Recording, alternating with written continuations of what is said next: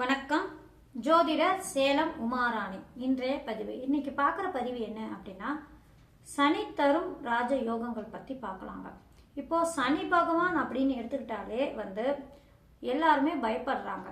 சனி பகவான் பாவ கிரகமாச்சே, மந்த கிரகமாச்சே, கர்ம காரகனாச்சே, அவங்களுடைய திசை வருது அப்படின்னாலே ரொம்ப பயந்துக்கிறாங்க. இவர் பிரச்சனை கொடுத்துருவாரா, பாதிப்பு கொடுத்துருவாரா, ஏதாவது தொழிலில் நஷ்டத்தை ஏற்படுத்திடுவாரா அப்படின்னு பயப்படுவாங்க. ஏன்னா பொதுவாக பாருங்க, 7.5 சனி அஷ்டம சனி காலங்களில் அவங்க படக்கூடிய கஷ்டங்களை பார்த்தே அந்த சனி பகவான் அப்படின்னு எடுத்துக்கிட்டாலே ரொம்ப பயப்படுறாங்க. 7.5 சனியாக வந்தால் என்ன இப்படி கஷ்டப்படுத்திட்டாரு, அப்படி கஷ்டப்படுத்திட்டாரு, வேலை இல்லாமல் உட்கார வச்சுட்டாரு அப்படின்னா எத்தனையோ உடம்பு சரியில்லாமல் போயிடுச்சு. இந்த மாதிரிலாம் பார்த்து அவங்களுக்கு சனி திசை மேலேயும் பயந்துக்கிறாங்க. இப்போ சனி தசை அப்படின்னு எடுத்துட்டா, சனி பகவானுடைய தசை 19 வருஷம் இல்லைங்களா? அந்த 19 வருடம் என்னதான் பண்ண போறாங்களோ தெரியலையே, என்னதான் என் வாழ்க்கை ஆக போதோ தெரியலன்னு எல்லாருமே கொஞ்சம் பயந்துக்கிறாங்க இல்லைங்களா? இப்போ நான் சனி பகவானை பார்த்து நம்ம இந்த அளவுக்கு நம்ம பயப்பட வேண்டியதே இல்லைங்க. ஏன்னா சனி பகவான் அப்படின்னு எடுத்துட்டா யாரு? நீதிமான். அவர் செய்யக்கூடிய கர்மா, அதாவது அந்த ஜாதகர் என்ன கர்மா, புண்ணிய கர்மா செஞ்சிருக்காங்களா, பாவ கர்மா செஞ்சிருக்காங்களா, அது பொறுத்தே தான் அவர் பலன் கொடுப்பாரே தவிர அவரை பார்த்து நம்ம பயப்பட வேண்டியதே இல்லை. குரு பகவான் எந்த அளவோ அதே அளவு தாங்க சனி பகவானும். சரிங்களா? குரு பகவான் சொல்லும்போது இன்னொரு வாட்டின்னு சொல்றேன், குரு பகவான் அப்படின்னு எடுத்தால் குரு பகவான் நல்லதே செய்வாங்கன்னு நினைச்சுக்காருங்க. குரு பகவானும் சில லக்னங்களுக்கு பாதிப்பு பிரச்சனைகள்லாம் கொடுத்த ஜாதகம்லாம் நிறைய இருக்குங்க. சரிங்களா? இப்போ பாவர் அப்படின்னா பாதிப்பு கொடுத்துருவாரு, சுபர் நல்லது செஞ்சிருவாருன்னு இல்லை. அவர் அந்த ஜாதகத்துல எந்த நிலையில இருக்காரு, அந்த லக்னத்துக்கு அவர் யாரு, என்ன மாதிரி அமைப்புல இருக்காரு, அதெல்லாம் பொறுத்து தான் அந்த கிரகங்கள் அதோட தசா காலங்கள் அவங்களுடைய பலன்கள் தரக்கூடிய அமைப்பு. சரிங்களா? இப்போ சனி பகவான் அப்படின்னு எடுத்துக்கிட்டாலே பொதுவா ஒரு பாவ கிரகம் அப்படிங்கறதுனால பாதிப்பு கொடுப்பாங்க அப்படின்னு கிடையாதுங்க. அவர் சனி பகவான் தன்னுடைய திசையில 19 வருட திசைகள்ல கோடிகள்ல சம்பாதிச்சவங்களும் இருக்காங்க, கோடீஸ்வர யோகத்துல நல்ல வசதி வாய்ப்புகள் எல்லாம் இருக்கிறவங்களும் இருக்காங்க, கோடிகள்ல இருந்தவங்க கீழே இறங்கி வந்தவங்களும் இருக்காங்க. சரிங்களா? அதெல்லாம் என்ன காரணம்? அவங்களுடைய கர்மா பொறுத்தே சனி பகவான் பலன் தரக்கூடிய அமைப்பு. ஏன்னா சனி பகவான் அப்படின்னு எடுத்துக்கிட்டானா துலா ராசி இருக்குங்களா, துலா ராசியில உச்சம் பெறக்கூடிய கிரகமாகும். இப்ப துலா ராசியில போய் உச்சம் பெறக்கூடிய அமைப்பு அப்படின்னு எடுத்தா, துலா ராசி என்னங்க? தராசு சின்னம் கொண்ட ராசி இல்லைங்களா? அது என்ன அர்த்தம்? நீதியை வழங்கக்கூடிய தராசு சின்னத்துல அங்க உச்சம் பெறக்கூடிய யாரு? நீதி தேவதை இருக்கக்கூடிய அமைப்பு அப்படிங்கிற ஒரு அமைப்புல அங்க சனி பகவான் அந்த ஸ்தானத்துல உச்சம் பெற்று அங்க உட்கார்ந்து அவருடைய அமைப்புல அவங்க பலன் தரவாரு அப்படிங்கிற ஒரு அமைப்பு இருக்கிறதுனாலதான் சனி பகவானுக்கு உச்ச ராசி அப்படின்னு எடுத்துக்கிட்டாவே துலா ராசியை கொடுக்கக்கூடிய அமைப்பு. சரிங்களா? இந்த மாதிரி இந்த சனி பகவானை பார்த்து நம்ம பயப்பட வேண்டியதே இல்லை. இப்போ சனி பகவானை நல்லபடியா ஒரு தசா காலங்கள்ல நல்ல பலன் கொடுக்கணும், நல்ல யோகமான பலன் கொடுக்கணும் அப்படின்னா அவர் எந்த மாதிரி அமைப்புல ஜாதகத்துல இருக்கும் பட்சத்துல அவங்களுடைய திசா காலங்களில் யோகத்தை தருவாரு அப்படின்னு பார்க்கலாங்க.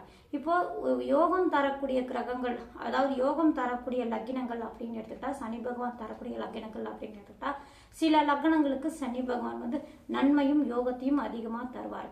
ஆனா அதே யோகத்தை தரக்கூடிய சனி பகவானும் பிரச்சனையும் பாதிப்பும் கொடுக்கக்கூடிய அமைப்பும் உண்டு. சரிங்களா? அதெல்லாம் எப்படி இருக்கும் அதெல்லாம் சேர்த்து இந்த பதிவுல சொல்றேன். இப்போ சனி பகவான் யோகம் தரக்கூடிய அமைப்பு, அவருடைய திசா காலங்களில் நன்மையும் அதிகமா தரக்கூடிய அமைப்பு அப்படின்னா, எந்தெந்த லக்னத்தில் பிறந்தவங்களுக்கு சனி பகவான் தன்னுடைய திசையில எந்த மாதிரி அமைப்புல இருந்தா யோகத்தை கொடுப்பாரு, அதே அந்த லக்னத்துக்கு எந்த மாதிரி அமைப்புல இருந்தா பிரச்சனை பாதிப்பெல்லாம் கொடுப்பாரு அப்படின்னு விரிவா இந்த பதிவுல பார்க்கலாங்க. இப்போ யோகம் தரக்கூடிய லக்னங்கள் அப்படின்னு எடுத்துக்கிட்டானா ரிஷப லக்னம். ரிஷப லக்னம் அப்படின்னு ரிஷப லக்னத்தில் பிறந்தவங்களுக்கு பாருங்க, அந்த சனி பகவான் ராஜ யோகாதிபதியும் ஆவாரு. 9, 10 குடையவர். அவரே பாதகாதிபதியாக இருந்தாலும் இந்த ரிஷப லக்னத்துக்கு பாதகம் செய்ய மாட்டார். என்ன காரணம் அப்படின்னா, ஒரு கிரகம் பாருங்க, ஒரு கேந்திரத்துக்கும் திருகோணத்துக்கும் அதிபதியாக வரக்கூடிய அமைப்பு ராஜ யோகாதிபதி அப்படிங்கிறதுனால இவர் பாதகம் பண்ண மாட்டாரு. அவருடைய திசா காலங்களில் முடிஞ்ச வரைக்கும் நல்ல பலன்களை அதிகமா தரக்கூடிய அமைப்பு உண்டுங்க. ஆனா அந்த சனி எந்த நிலையில இருக்காங்கன்னு பொறுத்து பார்த்துக்கோங்க.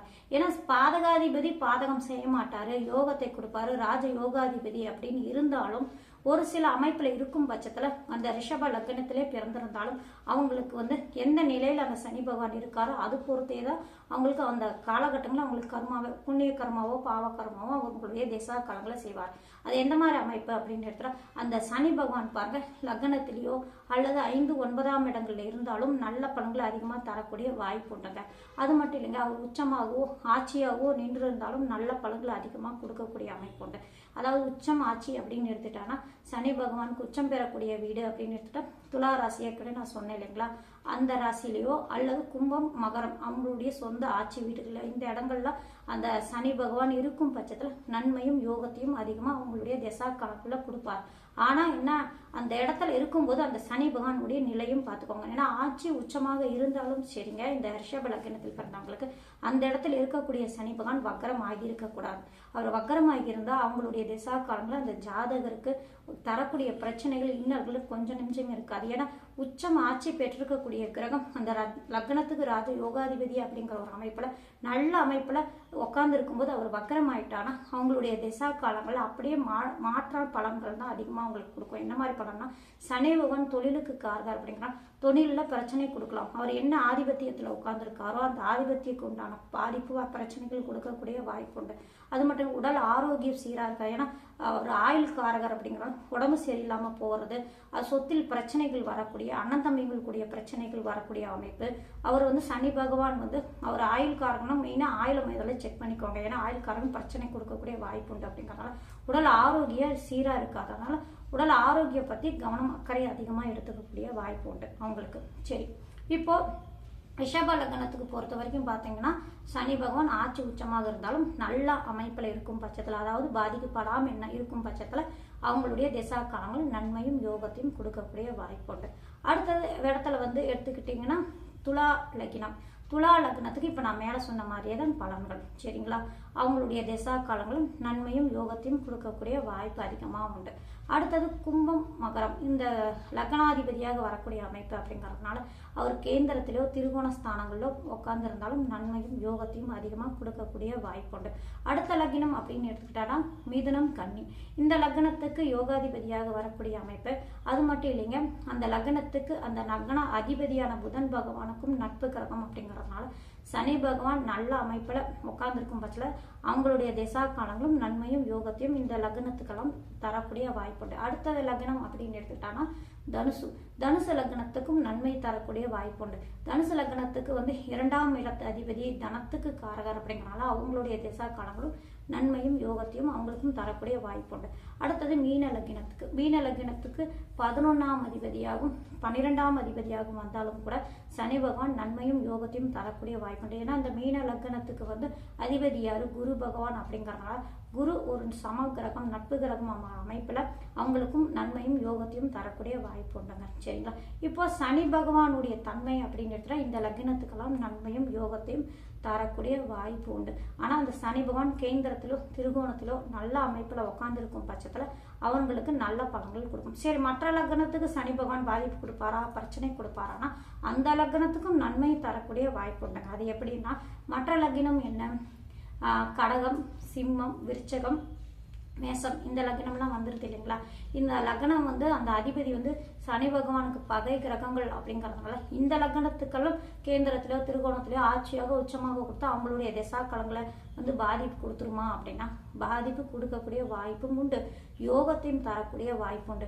இப்போ யோகத்தை தரக்கூடிய அமைப்பு அப்படின்னா இந்த லக்னத்துக்கெல்லாம் பாருங்க, அந்த சனி பகவான் வந்து ஆட்சியாக உச்சமாக இருக்கும் பட்சத்துல அவர் கொஞ்சம் பாதிப்பு கொடுக்கும். மெயினா இந்த கடக சிம்ம லக்னத்துக்கு பொறுத்த வரைக்கும் சனி பகவான் ஆட்சி உச்சம் பெற்றிருக்கக்கூடிய நிலைமையில் இருக்கும்போது குடும்ப வாழ்க்கையில கொஞ்சம் பிரச்சனை கொடுப்பாரு, பாதிப்பு கொடுப்பாரு, ஏதாவது சங்கடங்கள் இருக்கக்கூடிய வாய்ப்பு உண்டு குடும்பம் அப்படின்னு வரும்போது. ஆனா மற்ற விஷயத்துல வேலை விஷயத்திலும் சரிங்க, வெளிவட்டாரம் போக்குவரத்து இது இந்த எல்லாத்திலும் ஒரு நல்ல பலன்கள் கொடுத்தாலும் குடும்பம் அப்படின்னு வரும்போது கணவன் மனைவி அப்படின்னு வரும்போது பிரச்சனையும் பாதிப்பு கொடுப்பார்.